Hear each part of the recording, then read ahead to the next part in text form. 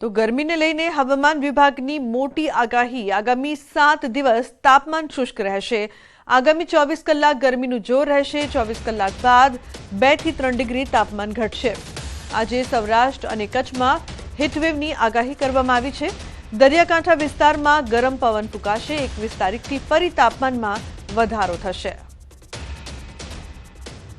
आने वाला अगले 7 दिन तक मौसम शुष्क रहेगा और जो डे 1 है इसमें जो उच्चतम तापमान है इसमें ज़्यादातर परिवर्तन नहीं होएगी, लेकिन उसका आगे 3 दिन मतलब 18, 19, 20 अप्रैल इसमें तापमान में आपका गिरावट होएगी। 2 से 3 डिग्री सेंटीग्रेड तापमान डाउन होएगी।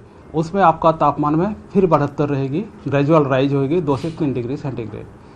अभी हम जो गुजरात का स्टेट के जो सौराष्ट्र कच्छ रीजन है इसके लिए डे 1 में हम हीट वेव का वार्निंग दे रहे हैं, येलो वार्निंग के साथ। इसमें जो 2 डिस्ट्रिक्ट आ रहे हैं आइसोलेटेड जगह में होगी, इसमें कच्छ और राजकोट डिस्ट्रिक्ट आ रहे हैं। और जो कोस्टल क्षेत्र है उत्तर और दक्षिण दोनों क्षेत्रों में हॉट एंड ह्यूमिड कंडीशन का फील होगी, इसमें डिस्कम्फर्ट कंडीशन रहेगी। तो वावणी लायक वरसादनी संभवित तारीख छे ते जाहेर। हवामान निष्णात परेश गोस्वामीનું અનુમાન ગુજરાતમાં ચોમાસું થોડું મોડું પહોંચશે। 22 થી 28 જૂન સુધીમાં ચોમાસું બેસશે। સૌરાષ્ટ્ર દક્ષિણ ગુજરાતમાં 28 જૂન સુધીમાં પહોંચશે ચોમાસું। મધ્ય ગુજરાત કચ્છના કેટલાક ભાગોમાં પણ 28 જૂન સુધીની શક્યતા। તો ઉત્તર ગુજરાત અને બાકીના ભાગોમાં 29 જૂનથી 7 જુલાઈ સુધીમાં ચોમાસું બેસશે। 2 રાઉન્ડમાં ચોમાસું પહોંચે તેવી સંભાવના છે। ચોમાસાની શરૂઆત જરૂરિયાત પ્રમાણેની રહેશે। જૂનના અંત અને જુલાઈની શરૂઆતમાં વાવણી થઈ શકે છે। આ 2025નું ચોમાસું છે તેમાં 15 જૂને આપણે ચોમાસું ગુજરાતમાં પ્રવેશ કરે તેવી શક્યતાઓ દેખાતી નથી। ગુજરાતની અંદર ચોમાસાનો પ્રવેશ છે એ 22 થી લઈને 28 જૂન વચ્ચે થાય તેવી શક્યતાઓ દેખાઈ રહી છે। એટલે ખાસ કરીને ચોમાસું છે એ 7 થી 8 દિવસ અથવા તો 10 દિવસ જેટલું મોડું આવી શકે છે। એટલે ચોમાસું છે આ વર્ષે મોડું થશે પણ નબળું થવાનું નથી। જેવી રીતે જૂન મહિનામાં ચોમાસાની શરૂઆત થશે એટલે અત્યારે અમારું જે રફ અનુમાન છે કે જે 1 અઠવાડિયું હશે, જે છેલ્લું અઠવાડિયું જૂન મહિનાનું, એ દરમિયાન આપણે દક્ષિણ ગુજરાત હોય, સૌરાષ્ટ્રના ભાગો છે, એમાં ઉત્તર સૌરાષ્ટ્રના સુરેન્દ્રનગર સુધીના ભાગો છે, મધ્ય ગુજરાતના ભાગો છે, ભાલ વિસ્તારના ભાગો છે, આ તમામ ભાગોની અંદર વાવણીના વરસાદ જૂન મહિનાના છેલ્લા અઠવાડિયામાં જ થઈ શકે છે। તો રાજ્યમાં ભીષણ ગરમી પડી રહી છે ત્યારે અંબાજીમાં પણ કાળઝાળ ગરમીથી લોકો પરેશાન છે। બનાસકાંઠા જિલ્લો અગનભઠ્ઠીમાં સેકાઈ રહ્યો છે ત્યારે ગુજરાતનું સુપ્રસિદ્ધ શક્તિપીઠ અંબાજી પણ ગરમીની ભઠ્ઠીમાં હોય તેવું લાગી રહ્યું છે। આજે અંબાજીમાં 41 ડિગ્રી ઉપરાંત ગરમી નોંધાઈ છે, જેને લઈને અંબાજી મંદિરમાં યાત્રિકોમાં પણ ઘટાડો થયો છે। મંદિર પરિસર તેમજ અંબાજીના બજારોને માર્ગો એકલ દોકલ સિવાય સુમસામ જોવા મળતા હતા। એટલું જ નહીં, લોકો ગરમીથી રાહત મેળવવા શેરડીના રસ સેન્ટર, જ્યુસ સેન્ટરનો સહારો લેતા નજરે પડ્યા હતા। હવામાન વિભાગે જે રીતે 2 દિવસની બનાસકાંઠામાં પણ હીટ વેવની જે આગાહી કરવામાં આવી છે કે જેને લઈને જે બનાસકાંઠામાં છે ગરમીનું પ્રમાણ અતિરેક જોવા મળી રહ્યું છે અને બજારમાં અને ક્યાંક ને ક્યાંક હાઈવે માર્ગો પર સન્નાટો જોવા મળી રહ્યો છે। આપણે બતાવવા માંગીશ કે અંબાજી મંદિર પરિસર છે એ મંદિર પરિસર પણ છે યાત્રિકો વગર જે છે સન્નાટો જોવા મળી રહ્યો છે। ક્યાંક ને ક્યાંક એકલ દોકલ યાત્રિકો સિવાય યાત્રિકોની સંખ્યામાં ભારે ઘટાડો જોવા મળી રહ્યો છે અને મંદિરના પરિસર છે, મંદિર ચાચર ચોક છે એ ક્યાંક ને ક્યાંક છે યાત્રિકો વગર સુમસાન અને ખાલી જોવા મળી રહ્યું છે। એકલ દોકલ યાત્રિકો સિવાય વધારાની સંખ્યામાં યાત્રિકો જોવા નથી મળ્યા। બજારના હાઈવે જે માર્ગો છે એ પણ ખાલી જોવા મળી રહ્યા છે। ક્યાંક ને ક્યાંક ગરમીના કારણે, હીટ વેવના કારણે જે લોકો છે બરફના ગોળા અને શેરડીના રસનો ઉપયોગ કરતા નજરે પડ્યા હતા અને હજી જે છે ગરમી કેટલાક અંશે વધે તેવું પણ લાગી રહ્યું છે। મહેન્દ્ર અગ્રવાલની જેટીન ગુજરાતી, અંબાજી। તો કાળઝાળ ગરમીમાં વધતા રોગચાળાને લઈને હિંમતનગર આરોગ્ય તંત્ર સતર્ક થયું છે। સિવિલમાં 14 બેડનો સ્પેશિયલ હીટ સ્ટોક વોર્ડ ઊભો કરાયો છે। ઇમરજન્સી સુવિધા માટે દવાઓનો સ્ટોક અને ORSનો સ્ટોક રાખવામાં આવ્યો છે। આ સાથે હીટ સ્ટોક વોર્ડનો સ્ટાફ પણ તૈનાત રાખવામાં આવ્યો છે। અત્યારે ગરમીનું પ્રમાણ દિવસે દિવસે વધી રહ્યું છે, ટેમ્પરેચર ઊંચા પ્રમાણમાં જતું રહ્યું છે। એના કારણે આપણે હોસ્પિટલમાં એટલે કે જીમસ મેડિકલ કોલેજ સંલગ્ન હોસ્પિટલમાં હીટ સ્ટ્રોક વોર્ડની 14 બેડની પથારીવાળો તૈયાર કરી દીધો છે અને ત્યાં બધા જ પ્રકારની સારવાર મળી રહે તે માટે દવાઓની સામગ્રી તથા નર્સિંગ સ્ટાફ તથા બધા જ વ્યક્તિઓ ઉપલબ્ધ છે। અને અત્યાર સુધીમાં હાલ કોઈ પેશન્ટ આવેલ નથી.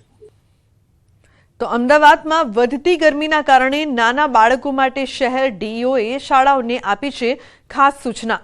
કેજી અને પ્રાઇમરીના બાળકોનું શૈક્ષણિક કાર્ય 12 વાગ્યા સુધી પૂર્ણ કરવા ડીઈઓએ શાળાઓને ખાસ સૂચના આપી છે, કારણ કે વધતી ગરમીના કારણે નાના બાળકોને મુશ્કેલી પડી શકે છે. અનેક વાલીઓની રજૂઆત બાદ અમદાવાદ શહેર ડીઈઓએ કેજી અને પ્રાથમિક શાળામાં અભ્યાસ કરતા નાના બાળકો માટે આ ખાસ સૂચના આપી છે. જો કે મોટા બાળકોની શાળાને લઈને કોઈ સૂચના નથી, પણ નાના બાળકો માટે અમદાવાદની વધતી ગરમી સહન કરવી મુશ્કેલ છે, જેને લઈને આ નિર્ણય કરાયો છે, જેને લઈને આવતીકાલે ડીઈઓની ટીમ શાળાઓમાં તપાસ પણ કરશે. રાજ્યમાં માન્ય નિયામક શ્રી પ્રાથમિક શાળાઓ દ્વારા કહેવામાં આવેલું હોય એટલે દરેક જિલ્લાની પરિસ્થિતિ અલગ અલગ હોય. અમદાવાદ શહેરનું જે રીતે ટેમ્પરેચર જોવામાં આવે છે તેના આધારે જે રીતે ફરિયાદો મળે છે તેમ ઘણી વખત 1:30 ને 2 વાગ્યા સુધી શાળાઓ કેજી અને પ્રાઇમરીના બાળકોની ચાલુ રાખવામાં આવે છે. બિલકુલ યોગ્ય નથી. અમે આ બાબતે સ્પષ્ટ 12 વાગ્યા પછી કોઈ પણ શાળા ન ચલાવવી, 12 વાગ્યા સુધીનું ટેમ્પરેચર એ સહન કરી શકાય ત્યાં સુધીનું માની શકાય. તો હવે કંઈ એવું દિવસો વધારે બાકી નથી વેકેશન પડવામાં, તો એ પ્રમાણે શાળાએ એડજસ્ટ કરવું જોઈએ અને આવતીકાલથી તમામ શાળાઓમાં આ પ્રકારે અમે ચકાસણી પણ કરીશું ને 12 વાગ્યા પછી કોઈ પણ શાળા જો ચાલતી હશે તો એની સામે અમે કડક શબ્દોમાં એને ઠપકો પણ આપીશું. ઉનાળો આવે એટલે ફ્રૂટ બજારમાં સૌ કોઈની પ્રિય એવી કેરી જ કેરી જોવા મળે. પોરબંદર માર્કેટિંગ યાર્ડ ખાતે 1100 જેટલા કેરીના બોક્સની આવક થઈ છે. ગત વર્ષની જેમ આ વર્ષે પણ ગીરની કેસર કેરીની સાથે પોરબંદર જિલ્લાની સ્થાનિક કેરીઓની આવક અને માંગ વધુ જોવા મળી રહી છે. પોરબંદર માર્કેટિંગ યાર્ડ ખાતે સુદામા ફ્રૂટ કંપનીમાં 750 બોક્સની આવક થઈ હતી, જેની હરાજીમાં 900 થી લઈને 1625 સુધી બોક્સના ભાવ બોલાયા હતા.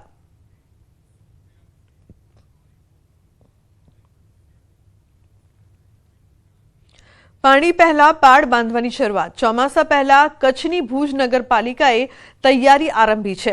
ખાસ કરીને શહેરમાં વરસાદી પાણી ભરાઈ જવાની સમસ્યા સામે વરસાદી પાણીના નિકાલની વ્યવસ્થા કરાઈ રહી છે, જેમાં આ વર્ષે શહેરમાં 80 નાળાની સફાઈ કરવામાં આવશે, જેમાં 20 થી 25 લાખનો ખર્ચ કરવામાં આવશે. પાલિકાએ 56 ચોરસ કિલોમીટરમાં વિસ્તરેલા ભુજમાં 35,000 રનિંગ મીટરમાં આવેલા વરસાદી નાળાની સફાઈ હાથ ધરાઈ છે. સામાન્ય રીતે દર વર્ષે આ કામગીરી પાછળ 17 થી 18 લાખનો ખર્ચ થતો હોય છે, પરંતુ આ વર્ષે વરસાદી પાણીનો નિકાલ યોગ્ય રીતે થાય અને રસ્તાઓ પર પાણી ન ભરાય તે માટે વધુ ખર્ચ થશે. ટોટલ 20 થી 25 લાખ જેટલો નાલા સફાઈની અંદર ખર્ચો કરવામાં આવશે. અને અગાઉ જે આપણે નાલા જે હતા એ કન્સલ્ટિંગ દ્વારા આપણે કોઈ નક્કી કરેલ નહોતા, એટલે જેથી નાલાઓ ઓછા સફાઈ કરવામાં આવતા અને ઓછા નાલાઓ હતા. આ ફેરે કન્સલ્ટિંગ નિમિત્ત અને ટોટલ 80 જેટલા નાલાઓ છે, તેથી ખર્ચ પણ થોડોક વધ્યો છે આ ફેરે. અને ભુજ શહેરની અંદર જ્યાં ત્યાં પાણી ન ભરાય એવી અમે પ્રયત્ન કરશું. પોરબંદર શહેરમાં ફૂટપાથ પર પણ દબાણો હોવાથી રાહદારીઓ મુશ્કેલીમાં મુકાયા છે. શહેરના મુખ્ય રસ્તાઓ હોય કે પછી ગલીઓ હોય, તમામ જગ્યાએ ફૂટપાથ પણ દબાણો હોવાથી રાહદારીઓ ના છૂટકે રસ્તા પર ચાલવાની ફરજ પડી રહી છે. સૌથી વધુ ખરાબ પરિસ્થિતિ શહેરના મુખ્ય બજારોમાં જોવા મળે છે, કારણ કે અહીં સાંકડા રસ્તાઓ છે અને તેમાં પણ ફૂટપાથ બ્લોક હોવાથી બજારમાં ખરીદી કરવા આવતા લોકોને ફરજિયાતપણે રસ્તા પર ચાલવું પડે છે. રસ્તા પૂરપાટ આવતા વાહનો સાથે રાહદારીઓ અનેક વખત અકસ્માતનો ભોગ બને છે. ફૂટપાથ પરના દબાણો દૂર કરવા સ્થાનિકો માંગ કરી રહ્યા છે, તો મનપાએ પણ ફૂટપાથ પર ખડકાયેલા દબાણો દૂર કરવાની અધિકારીઓને સૂચના આપી છે. ફૂટપાથ ઉપર વેપારીઓનું દબાણ છે. ઘર આગળ રહે તો ઓટલા અને કુંડા કરી લીધા છે, અને પોરબંદર આખામાં કોઈ પણ જગ્યાએ ફૂટપાથ ચાલવા લાયક નથી. અત્રેથી જે અમારી માર્કેટ શાખા છે એને સૂચના આપવામાં આવેલી છે કે આમાં જે લોકો રોડ ઉપર ફૂટપાથ પર પોતાની સામગ્રી રાખીને દબાણ કરતા હોય, કોઈ સામગ્રી રાખેલી હોય, કોઈ પેલા પાટિયા લગાવેલા હોય કે અન્ય કોઈ પણ રીતે દબાણ કરેલું હોય તો એને તાત્કાલિક દૂર કરવામાં આવે.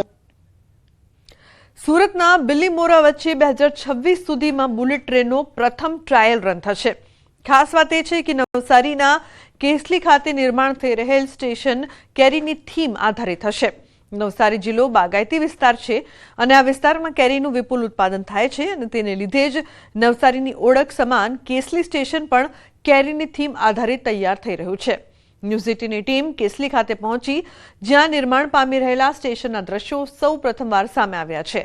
આ કામગીરી પૂર્ણ કરવા સુરત વાપી વચ્ચે રૂટ પર દિવસ રાત 7,000થી વધુ કામદારો અને 700થી વધુ હેવી મશીનો કામે લાગ્યા હતા. ત્યારે કેસલી રેલવે સ્ટેશન જે નવસારી જિલ્લાનું છે ત્યાં ખૂબ લોકોને એનો લાભ મળવાનો છે.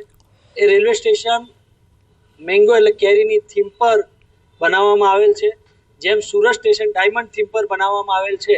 વડાપ્રધાન નરેન્દ્ર મોદીનો ડ્રીમ પ્રોજેક્ટ એટલે કે બુલેટ ટ્રેન, અને બુલેટ ટ્રેનની દેશની સૌપ્રથમ બુલેટ ટ્રેનની શરૂઆત ગુજરાતથી થઈ અને એ પણ સુરતથી કેસલી વચ્ચે પ્રથમ ફેઝનું કામ પૂર્ણ કરનાર છે. રેલ મિનિસ્ટર અશ્વિની વૈષ્ણવે જે તે સમયે જાહેરાત કરી હતી કે 2026 સુધીમાં આ કામ પૂર્ણ થઈ જશે અને પ્રથમ ફેઝનું જે ટ્રાયલ છે બુલેટ ટ્રેનનું એ પણ પૂર્ણ કરી દેવામાં આવશે. અને જે કામ હતું બુલેટ ટ્રેન ગતિએ ચાલી રહ્યું હતું, અને હાલ ન્યૂઝ 18 ગુજરાતીની ટીમ સૌ પ્રથમવાર પહેલા આજે બુલેટ ટ્રેન જે છે કેસલી ખાતે, નવસારી જિલ્લાના કેસલી ખાતે આવેલું બુલેટ ટ્રેનનું જે સ્ટેશન છે ત્યાં પહોંચી છે. અને જે તમામ દ્રશ્યો છે ત્યાંના છે કે જ્યાં ટ્રેક જે નાખવાની કામગીરી છે એ હાલ ચાલી રહી છે. અને બીજી બાજુ જે સ્ટેશનની જે થીમ છે એ નવસારીના જે ખાસ કરીને દક્ષિણ ગુજરાતી પ્રખ્યાત જે કેસર કેરીઓ છે, કેરીઓથી વખણાયેલો આ બાગાયતી વિસ્તાર છે, ખેતરા છે, ત્યાં જોઈ શકો છો આપ કે જે રીતના કલમો છે, આંબાની ઝાડો છે, એટલે કે આ સ્ટેશનની થીમ પણ કેરી આધારિત, એટલે કે કેરીનું જે ફળ જે છે આંબાનું,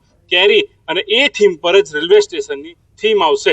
અને ટૂંક સમયમાં હવે આ કામ પૂર્ણ થતાની સાથે જે સુરતથી કેસલી વચ્ચે જે ફર્સ્ટ ટ્રાયલ છે એ કરવામાં આવશે. અને જે કામગીરી ચાલી રહી છે એ હાલ બુલેટ ટ્રેન ગતિએ ચાલી રહી છે. અને જે વડાપ્રધાન નરેન્દ્ર મોદીએ જે સપનું જોયું હતું કે 2026માં બુલેટ ટ્રેનનું પ્રથમ ફેઝનું જે ટ્રાયલ છે એ પૂર્ણ થાય, એટલે કે આ દ્રશ્ય જોતા લાગી રહ્યું છે. અને જે કામગીરી જોતા લાગી રહ્યું છે કે 2026 સુધીમાં બુલેટ ટ્રેનની જે પ્રથમ ફેઝનું જે ટ્રાયલ છે એ ચોક્કસથી પૂર્ણ થઈ જશે અને ટ્રાયલ રન પણ થઈ જશે. ભાવિન પટેલ, ન્યૂઝ 18 ગુજરાતી, નવસારી.